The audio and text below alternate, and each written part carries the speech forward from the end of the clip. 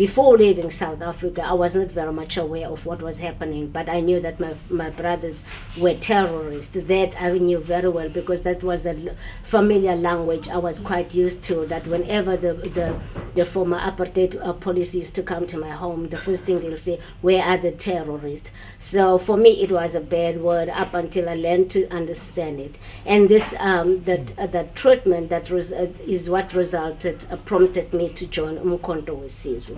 After high school from Tanzania, when we were given an option to go to abroad, to study abroad, I guess because I had so many now, I was very much aware of the situation back at home, and I was whisked away from South Africa at an early age, and I had the anger and the bitterness of wanting to avenge what happened to my family, and the soluble way for me was to join Umkhonto with Sizwe. And when I joined Umkhonto with Sizwe, I was in the group of the youngest. We were a group of us who were from high school in Tanzania. After high school, after our A-levels, we actually wanted to go to Angola. And we're the first people who were actually who opened the Eastern Front camps in Angola.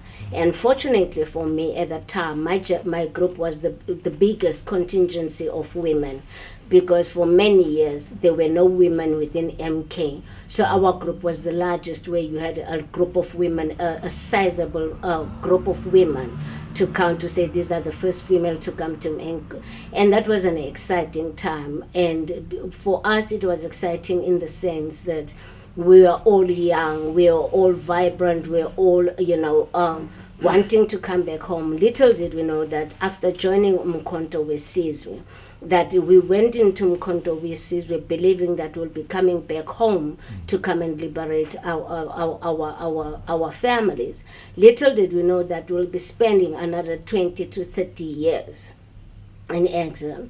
But what was quite interesting for me, which was another part that is not known about Umkhonto with Sizwe, it was a challenging time for us as young women, because our group was the first one. We were the group that was called the Young Lions by the late Oliver Tambo. But what was quite interesting and very encouraging at that time, the person who was the commander-in-chief of Umkhonto with Sizwe at that time was a highly respected Oliver Tambo, who never just instilled he instilled a lot of principles in us as people.